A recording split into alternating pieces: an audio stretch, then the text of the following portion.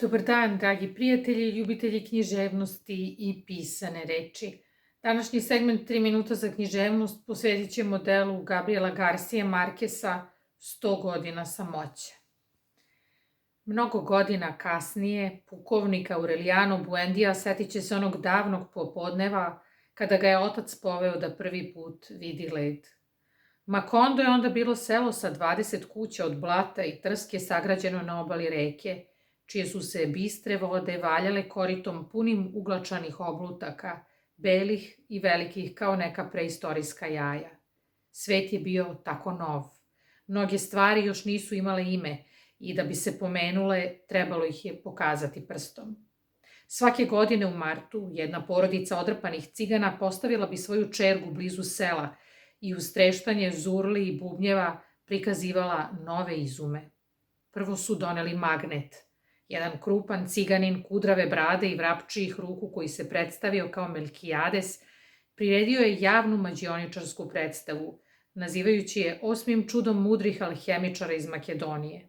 Išao je od kuće do kuće, vukući sa sobom 2 metalne poluge, i svi su zapanjeno gledali kako kazani, šerpe i klešta padaju sa svojih mesta, kako građa očajnički škripi i pokušaju da se iz nje izvuku ekseri i zavrtnji, kako se ko zna kada izgubljene stvari pojavljuju tamo gde su bile najviše tražene i u silnom rasulu vuku za Melkijadesovim magičnim gvožđima.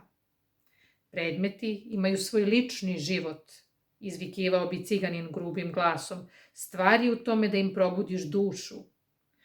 Jose Arcadio Buendija, čija je bujna mašta uvek išla dalje od obdarenosti i prirode, dalje od čuda i mađije, mislio je da se pomoću ovog nekorisnog otkrića može iskopati zlato iz zemlje.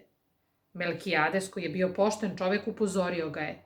Ne služi ono tome, ali Jose Arcadio Buendija tada nije verovao u poštenje cigana, pa je mazgu i par jarčeva trampio za 2 magnetirane poluge.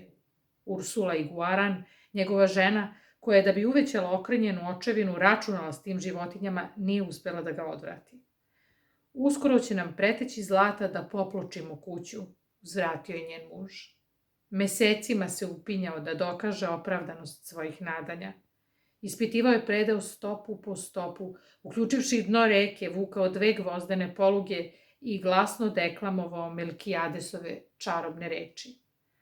Jedino je uspeo da iz zemlje izvuče nekakav oklop iz 15. veka, čiji su svi delovi bili zavareni koromrđe, a unutrašnjost je odjekivala tupo, kao velika tikva puna kamenja.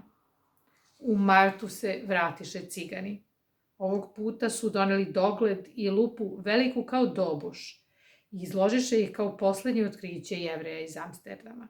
Na kraj sela posadili su ciganku, a dogled postavili na ulazu u šator. Za 5 reala svako je mogao da zaviri u dogled i ciganka je bila tu nadohvat ruke. Nauka je pobedila daljine, uzvikivao je Melkijades. Još malo pa će čovek, ne mičući se od kuće, moći da gleda šta se dešava u bilo kom kraju zemlje.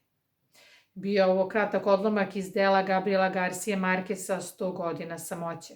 Nadam se da ste danas imali bar 3 minuta za književnost. Sve najbolje.